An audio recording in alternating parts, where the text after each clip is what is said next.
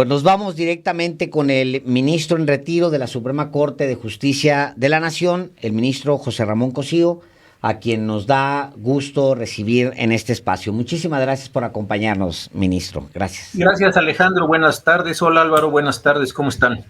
Muy bien, muchas gracias, José Ramón Cosío, ministro en retiro. Bueno, otra vez está usted en la mañanera. ¿Qué le responde al presidente López Obrador en el sentido de que usted forma parte de esta coalición? No, pues eso ya lo habíamos aclarado hace mucho. Con ustedes mismos lo aclaré ya hace mucho tiempo. Con Pues los otra vez González el no presidente. tenían. Pues le volvemos a aclarar al presidente que no tenemos nada que ver con ese asunto. Yo lo quise ayer en la tarde, después de que leí el decreto al que se refería Alejandro en el primer artículo, ahorita vemos los otros dos, de ese decreto, lo que le decía es que creo que el acuerdo este es francamente inconstitucional, ese es mi punto. Yo lo escribí, es un mensaje muy breve, dije, el acuerdo presidencial es evidentemente inconstitucional. De eso supongo que el presidente infirió que yo estaba invitando a las personas a promover amparos, cosa que no lo hice porque no tengo yo por qué meterme en la vida de los demás sobre sus derechos. Hoy en la tarde leí que el Instituto Nacional de Acceso a la Información iba a presentar una controversia constitucional por considerar que se estaba restringiendo también el derecho de acceso a la información de la población, por las razones que si quieren ahora que analicemos el acuerdo, lo podemos ver, pero me parece que de decir yo, y creo que sigo teniendo razón, de que el acuerdo tiene problemas de inconstitucionalidad, a exhortar a la población a que promuevan amparos o a vincularme con los González, pues creo que sí no hay ahí relación de las cosas, pero en fin. Entonces, ¿por qué? ministro, Sí, perdón. nomás para dejar eso, porque sí vale mucho la pena dejar esa parte clara, porque sí lo mencionan Sí, a usted. ¿Usted no tiene relación con los señores X González? No.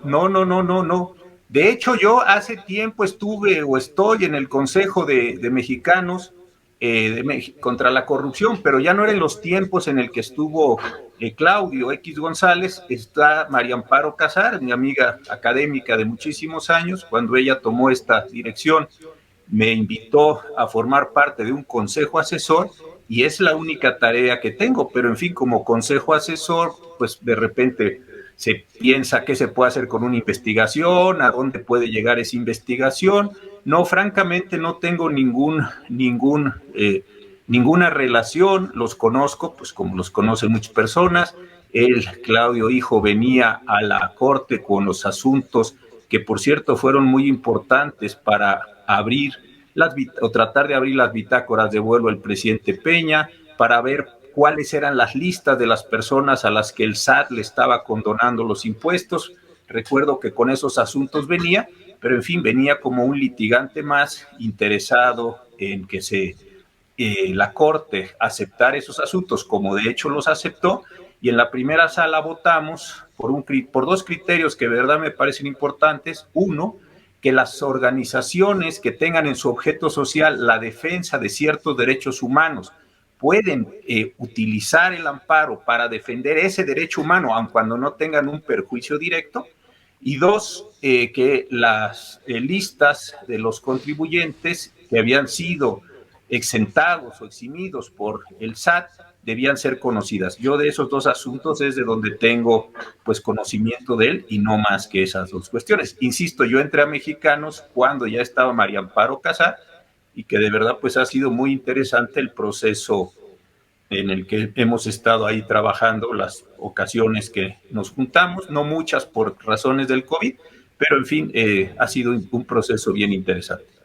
Hasta donde y nada más, entiendo, José Ramón Cosío, usted se incorpora al Consejo de la Organización Mexicanos contra la Corrupción y la Impunidad en 2019.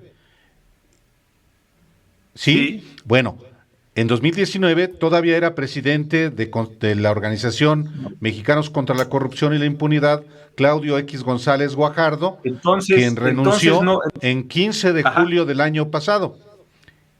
Entonces yo entré a la organización con María Amparo, ella fue la que me invitó, me contó quiénes estaban en el consejo asesor, yo entré con ella, realmente mi relación con mexicanos es con ella, yo nunca he estado en una reunión de mexicanos con Claudio X González, he estado con María Amparo, con algunas otras personas, pero nada más esa es la relación que yo tendría con ellos.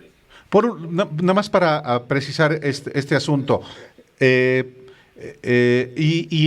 Mexicanos contra la Corrupción y la Impunidad tiene una parte que se dedica al litigio estratégico encabezado ¿Sí? por Carrasco, a quien usted conoce. Ya no está Carrasco, ya renunció, sí, primero estuvo Javier Mijangos y después Exacto. estuvo Carrasco, ya renunciaron los dos, no tengo claro ahora quién sea el jefe, digamos, de la sección de litigio estratégico. ¿Pero con ellos colaboró usted? Con Mijangos lo conozco muy bien por razones de la Suprema Corte, fue secretario de Estudio y Cuenta del ministro Saldívar durante muchos años. Tengo también amistad muy buena con su hermano Pablo, que fue alumno mío, un chico destacadísimo en Historia del Derecho, y con Gerardo lo conozco porque estaba en Mexicanos, pero no tuve esa participación, digamos así como de asesoría, de comentarios. Sé quién es, ahora sé que fundó su despacho, tuvo la atención simplemente de decirme, oiga, voy a salirme, voy a fundar una firma privada con otra persona, y pues bueno, les deseo mucho éxito en lo que vendrán haciendo como actividad profesional, ¿no? ¿No hay una confusión de pronto porque el litigio estratégico no es un grupo y hay pues varios equipos que se dedican al litigio estratégico y quizá pueda existir una confusión al respecto, ministro? Mire, el litigio estratégico fue algo que yo, estando en la Corte, déjeme contárselo, qué bueno que me lo pregunta, yo traté de impulsar mucho, primero en el ITAM, cuando yo tomé la dirección, había un número muy importante de personas privadas de libertad en estaciones migratorias, la que está en Iztapalapa, y ahí con la maestra Gabriela Rodríguez, que sigue siendo una profesora muy destacada, hicimos esto, y con José Roldán Chopa estuvimos también en un programa para tratar de liberar personas que no monolingües, que no salían. Y después sí trabajé mucho esto, y yo creo que hoy son muchas las organizaciones, por ejemplo, lo que ha estado haciendo el Centro PRO, el Centro Victoria, la Comisión Mexicana de Defensa y Promoción de los Derechos Humanos, es decir, todas estas organizaciones no gubernamentales han hecho un trabajo de verdad espléndido, porque pues son los que llevaron el caso de Salvarcar y de Israel Arzate, o son los que llevaron algunos casos que tienen que ver con matrimonio de personas del mismo sexo, algunos otros también con interrupción del embarazo cuando estaban llevando estos a las mujeres a la cárcel. Es decir, por litigio estratégico hay muchos temas que se han estado desarrollando, pues yo creo que hace 15 años, tal vez, 20 años. Yo creo que, insisto, las más destacadas pues son el PRO, el Centro PRO, el de los jesuitas, el Victoria de los dominicos. Son realmente organizaciones muy importantes. Y si uno ve la jurisprudencia de la Corte, yo creo que en algunos de los, o en muchos de los temas más progresistas, ellos son los que han logrado llevar los casos y lograr un criterio jurisprudencial. Y esto sí creo que es de enorme relevancia para todos nosotros. Algunos de los derechos de personas con discapacidad, los derechos insisto, de interrupción del embarazo, más allá de lo que cada quien cree, esto hay que ser muy respetuosos, etcétera. Todo eso lo llevaron estas asociaciones y han hecho un trabajo y lo siguen haciendo. ¿Se acuerdan los casos de Inés Valentina, no? También, por ejemplo, todos ellos un trabajo de eso, sí, es muy importante su chamba, muy importante. Y yo con esto hay un consejo muy buena. Sí. Hay un Consejo Nacional de Litigio Estratégico que creo que tiene recursos de Coparmex, donde está Claudio X González, donde está Gustavo de Hoyos, que ellos están en permanente actividad y siendo ellos, ministro, parte de un proyecto político que aspira a tomar el poder, pues bueno, obviamente el presidente López Obrador voltea a ver hacia ese grupo muy activo, promoviendo amparos para frenar, detener o bien oponerse de obras. Y entonces el presidente voltea hacia allá y lo que alcanza a ver es un proyecto político frenando obras de gobierno. Mire, hubo una cuestión bien interesante que de hecho provocó un cisma. Hay 3 colegios, digo, hay muchos colegios profesionales, pero hay 3 aquí en la Ciudad de México que tienen su peso. La Barra Mexicana, Colegio de Abogados, el Ilustre y Nacional Colegio de Abogados, que se fundó allí en el Virreinato, y también la Asociación Nacional de Abogados de Empresa. Estos 3 colegios fundaron algo que se llama el Consejo General de la Abogacía Mexicana. La verdad era un proyecto interesante, pero precisamente por lo que usted está comentando, se dio un cisma. ¿Por qué? Porque muchos de los integrantes de esos colegios consideraron que no era función del colegio introducirse en esto. Esto produjo un cambio de mesa directiva, pues, e inclusive varios renunciamos en ese momento porque consideramos que efectivamente no era función de un colegio profesional. Yo iba como vocal de una de estas 3 instituciones y les dije, oigan, pues yo también me voy ahora sí que, como se decía antes, me voy a pasar a retirar, porque no me parece que este Consejo General debe estar haciendo esas labores que usted describe muy correctamente. Si es su asunto político, son sus intereses, pues eso me parece bien o me parece mal, pues es asunto de ellos. Pero varios salimos, al menos recuerdo ahora 3 personas, que salimos precisamente en ese momento, déjeme llamarlo cisma, es un mini cisma para el tamaño de la organización, pero en ese momento de cisma nos fuimos porque precisamente dijimos, no, pues yo no estoy aquí para eso, me interesaba más la certificación profesional, tal vez la colegiación obligatoria, si se dieran los cursos, en fin, otras cosas que tienen que ver con la profesión, que a mí sí, ese sí es un tema que me interesa y me importa mucho. Ahora, ya yéndonos lo primero que le quiero preguntar, ministro, sí, y no me lo tome a mal porque incluso hay una divergencia en eso. ¿Qué es? ¿Es un acuerdo o es un decreto? ¿Y cuál es la diferencia? Mire, le voy a contar algo qué bueno que me lo pregunte. Todos tenemos claro, de veras se lo cuento, está la Constitución, están los tratados internacionales y las leyes en un sentido jerárquico. Luego están los reglamentos. De ahí abajo, nadie sabe lo que existe, se lo cuento. Cuando estábamos hace muchos años ahí, varios profesores trabajando, nos pidieron un trabajo bien interesante de todo esto que se llama facultad reglamentaria. Y lo que son ya acuerdos, circulares, decretos, oficios, avisos, es una selva, así se lo digo, es una selva. No se sabe quién lo expide, para qué materia, con qué jerarquía. Le prometo que ahí sí ya es casi indistinto. Un caso que me acuerdo que vi que me pareció verdaderamente ya la locura era esto, decía aviso, se le informa a los propietarios de tractocamiones tal y cual que tengan frenos tales y cuales, que si no han realizado para el día tal y cual su revisión de frenos, se van a la cárcel y la unidad queda detenida. O sea, había un mini código penal en un aviso que emitía un subsecretario, entonces hace muchos años de esto, un subsecretario de transporte, imagínese usted nada más. Entonces ya ahí abajo, de acuerdo o decreto, ya es una situación pues muy poco asible, no hay una práctica, no hay una catalogación, no hay una definición en esas cosas, pero el presidente le puso acuerdo, yo creo que tiene todo el derecho él de llamarle acuerdo en esta situación, a otras cosas les ha llamado decreto, pues dejémoslo como un acuerdo del presidente de la República en ese sentido, Alejandro.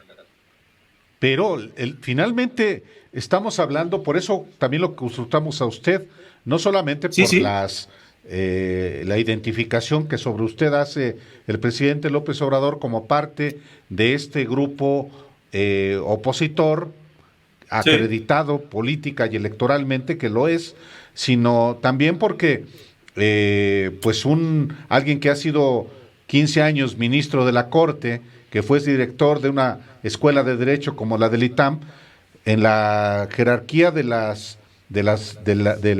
Constitución y de las leyes, pues hacer la diferenciación entre lo que es un decreto y un acuerdo, creo que sí lo podría perfectamente saber. Mire, usted le pone ayer en reacción, el decreto del presidente es inconstitucional y hoy habla de acuerdo al señalar justamente la parte que tiene que ver con los vicios de inconstitucionalidad que tiene este acuerdo.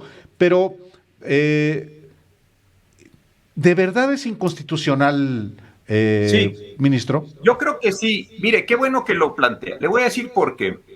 Nosotros cuando hacemos los temas en derecho, planteamos primero un tema que le llamamos fundamentación, es decir, qué artículos de la Constitución o de las leyes sirven para sostener la validez, la existencia del acto.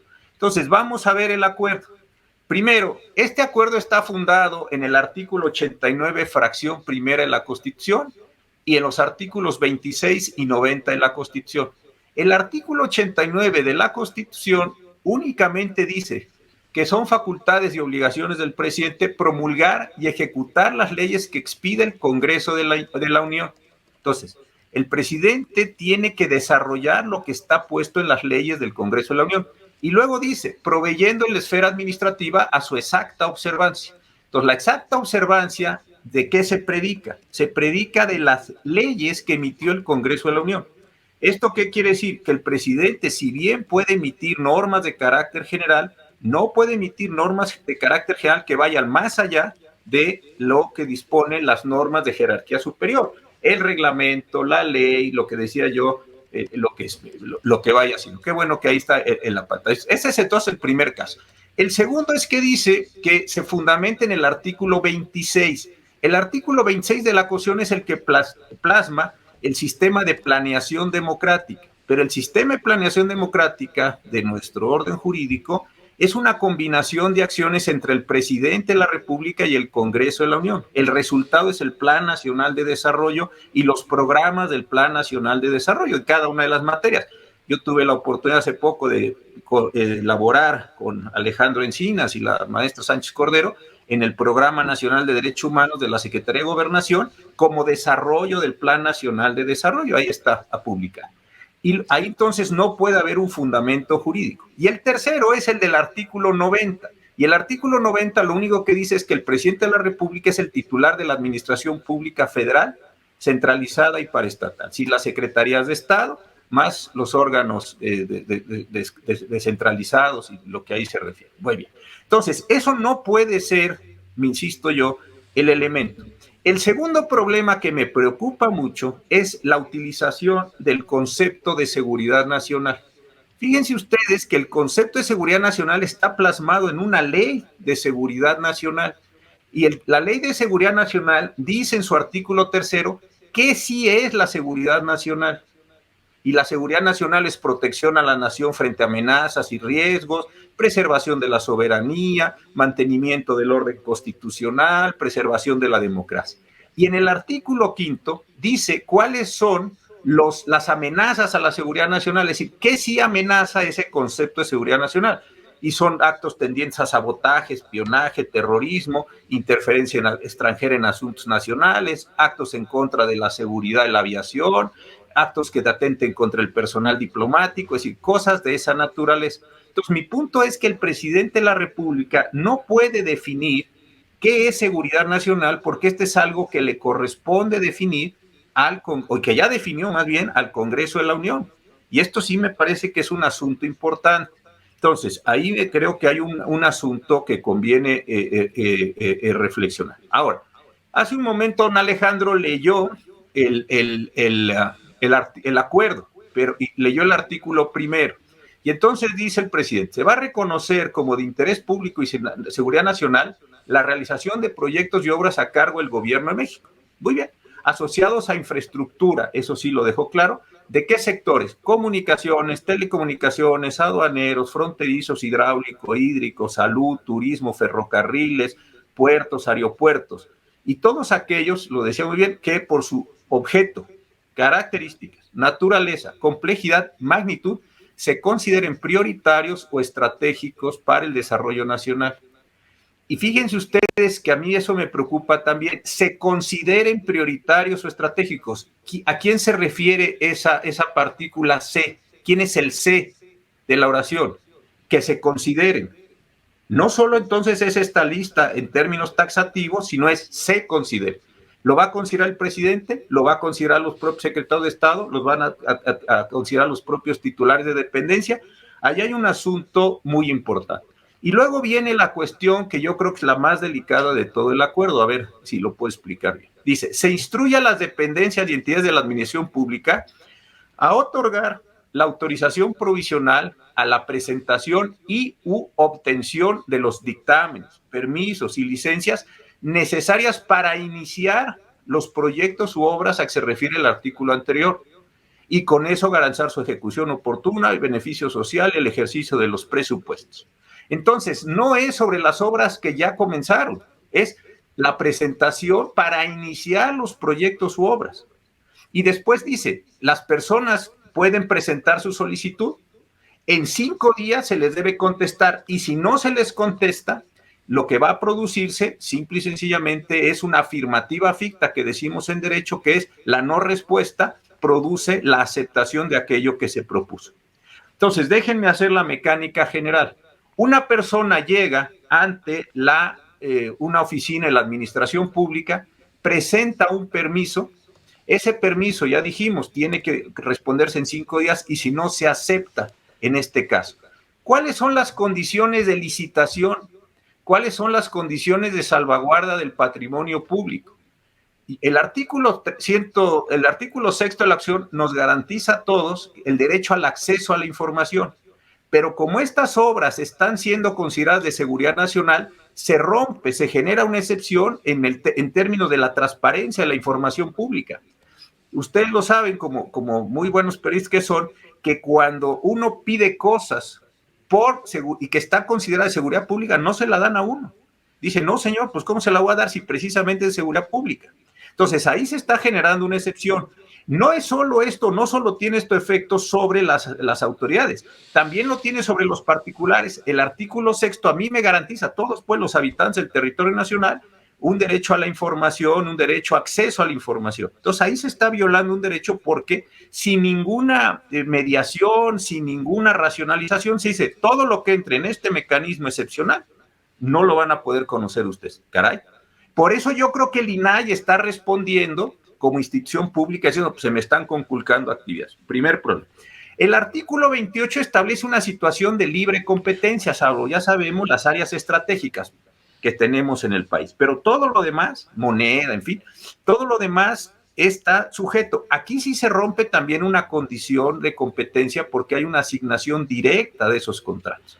Pero lo más delicado es que el artículo 134 dice que todos los recursos que disponga el gobierno federal, a efecto de garantizar su eficacia, etcétera, tendrán que ir a procesos de licitación. Y solo cuando la licitación no se pueda realizar por causas extraordinarias, se podrá hacer la asignación directa.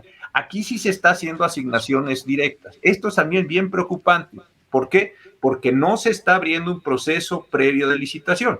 Entonces, yo no estoy por la labor de que la gente, como decía el presidente, me ponga yo a pedir amparo, y eso no es mi asunto.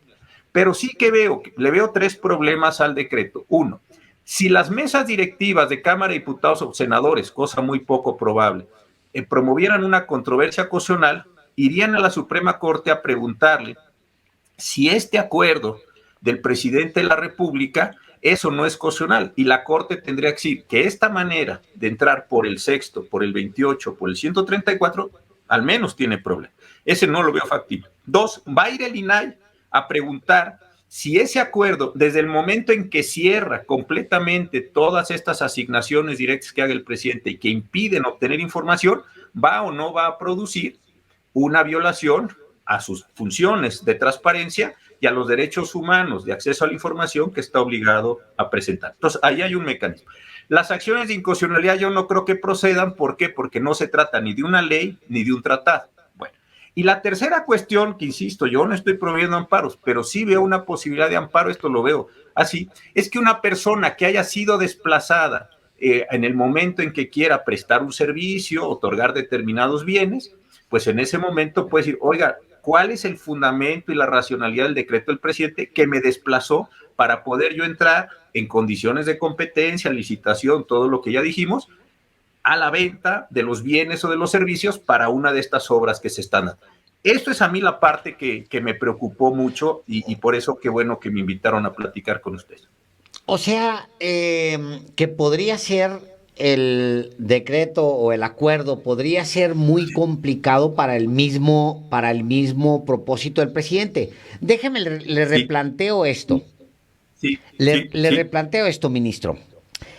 El presidente tiene una preocupación, él la expresa públicamente y la ha expresado durante mucho tiempo. Tiene una preocupación muy puntual que es, le sabotean sus obras. Eso es lo que plantea el presidente.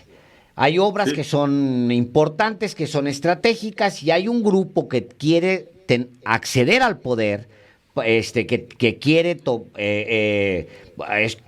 plantearse como una opción electoral para tomar el poder, que es decir, es un proyecto político propiamente que le está saboteando sus obras. El Tren Maya, él dice, en el siguiente tramo lo que estoy viendo es que Claudio X González y compañía lo que hagan es paralizar el Tren Maya cuando está a 3 días de inaugurarse, paralizar Dos Bocas cuando va a salir el primer chorro de gasolina de ahí, y paralizar el Transísmico cuando va a cruzar el primer... O sea, y esa preocupación me parece muy válida de él o de cualquier otro mandatario, porque se trata de un proyecto político que quiere paralizar la obra. Al final, 30 millones le dieron la autorización al presidente de un plan de gobierno. Y ese plan de gobierno incluyó siempre estas obras. Y ahora, por la vía de jueces, le quieren parar al presidente la obra que se autorizó desde las urnas, porque ese proyecto de gobierno se planteó en su momento públicamente y el presidente nunca les ocultó a nadie que quería un Tren Maya, que quería Dos Bocas, que quería tal. Ahora, ¿qué hubiera hecho el presidente? ¿Qué puede hacer el presidente frente a la lluvia de amparos que promueve este grupo político en particular? Fíjese, esa es una narrativa que desde luego yo la entiendo y en una parte la comparto, no tengo ninguna cuestión. Pero creo que aquí hay problemas, porque no todos los que van a impugnar me parece que estén en contra del proyecto político. Por ejemplo, el INAI, hoy lo decía en la tarde, yo no tengo más información que la que vi una en red. El INAI también forma parte de un proyecto que quiere frenar al presidente, o es un órgano que legítimamente quiere saber cuáles son sus competencias y si se están conculcando sus competencias y la protección de los particulares. Ahí hay un tema bien interesante. La Comisión Federal de Competencia Económica podría, de esa sí no tengo la menor idea, podría presentar una controversia por considerar que aquello que se está haciendo o se pretende hacer con este decreto conculcaría también sus facultades para regular todos los procesos económicos. Entonces ahí habría dos partes. Entonces, tercero, podría haber particulares o no que se sintieran desplazados por este acuerdo. ¿En qué sentido? Unos que dijeran, ¿yo por qué voy a dejar de disponer de información pública gubernamental respecto de un asunto que a mí me interesa? Entonces, ¿podría haber particulares que no estuvieran en esa lógica, digamos, de enfrentación o de enfrentamiento? Yo creo que sí. Y podría haber otras personas que quisieran participar en condiciones de transparencia, de licitación, y fueran desplazados. Podría también haber ahí. Entonces, este es un problema serio. Ahora, hay un segundo ángulo que también creo que vale mucho la pena ver. El presidente López Obrador, yo también soy de los que cree que él en lo personal es un hombre honesto, es un hombre que no hace cosas indebidas con los dineros públicos. Pero tampoco me parece que el presidente pueda tener la certeza que la totalidad de los miembros de su administración centralizada y paraestatal, todos, porque fueron designados por él o ratificados por él o simplemente dejados en los cargos por él, se van a comportar de la misma manera que él. Esto precisamente es para lo que sirven los procesos de transparencia y para lo que sirven las licitaciones y las competencias. ¿De verdad podría el presidente garantizar que todas las personas que van a estar involucrados en todos estos procesos respecto de todas estas actividades se van a comportar como él? Esta me parece que es una pregunta central de nuestro tiempo. Y no lo digo en un plan cursi, es un tema central de la República. Entonces, ahí también hay una forma donde me parece que es preocupante que se rompan esos balances, esas formas de internalización. Y la tercera pregunta o la tercera parte que usted plantea es bien interesante. Yo creo que sí, efectivamente, al presidente se le dieron 30 millones de votos, se le tiene un mandato claro, sabía los que votaron por él y los que no votaron por él, qué cosas iba a hacer y qué cosas no. Además, es un hombre que lo que dice, sabe uno que lo mantiene. Pero también me parece que él aceptó que iba a gobernar, y por eso es la protesta constitucional, que tampoco es un ejercicio retórico, que iba a gobernar con la Constitución y las leyes que de ella emanen. Ese fue el acto que hizo ese 1 de diciembre expresamente frente a la representación democrática federal, que son, ya sabemos, los senadores y los diputados. Entonces, sí tiene un mandato, yo no lo dudo que lo tenga, y sí tiene un proyecto, pero la forma de realizar el proyecto es con o sin leyes, o tratando de ajustar esta condición de ley. Entonces, esa es una parte. Ahora, usted plantea también una cuestión interesante.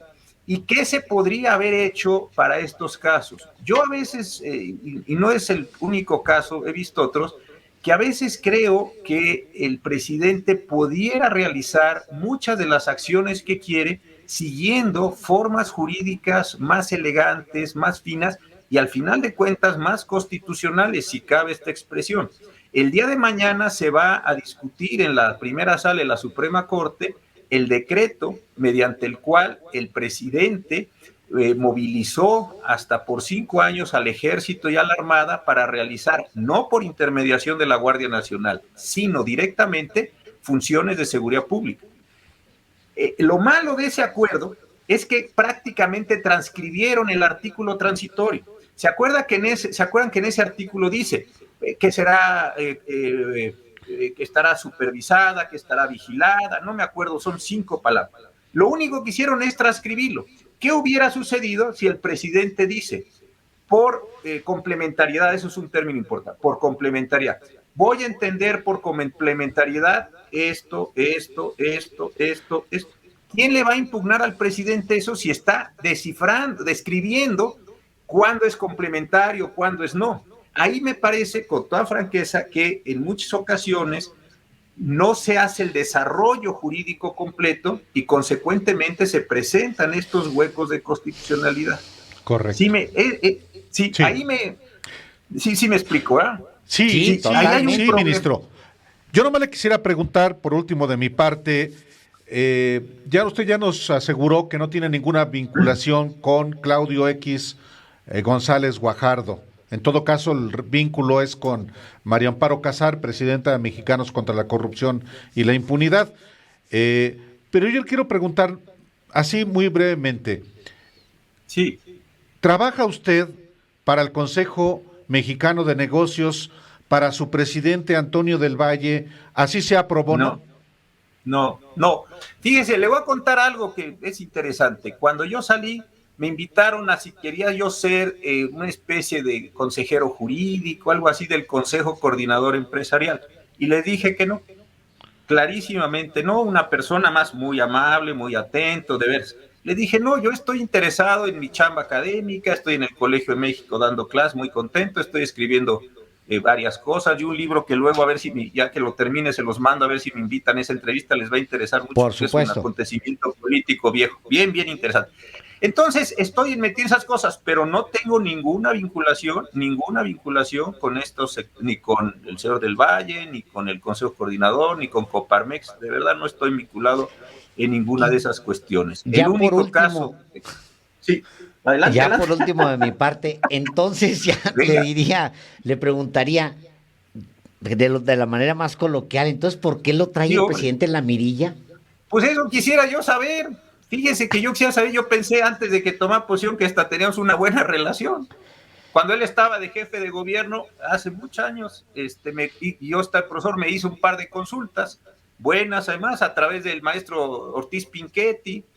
Tuvimos una conversación ahí agradable sobre cuando estaba él haciendo los segundos pisos. Yo estaba de profesor, luego también con unos terrenos allí por el Estadio Azteca, en fin, todo esto ahí pro bono. Entonces, de repente sí, yo dije, ¿de dónde salió eso? A lo mejor alguien ahí lo fue a intrigar, no lo sé, ya estoy aventando una hipótesis que ya no voy a desarrollar, pero nomás así la dejé caer. Entonces, a lo mejor alguien lo anda intrigando y andamos en esas cosas, Ministro, pues muchísimas gracias como siempre. Gracias por estar aquí en Los Periodistas. No, gracias a ustedes, de veras por la oportunidad. Siempre es un gusto. Gracias. Muchas gracias, ministro. Gracias. Mucho. Muy buenas noches.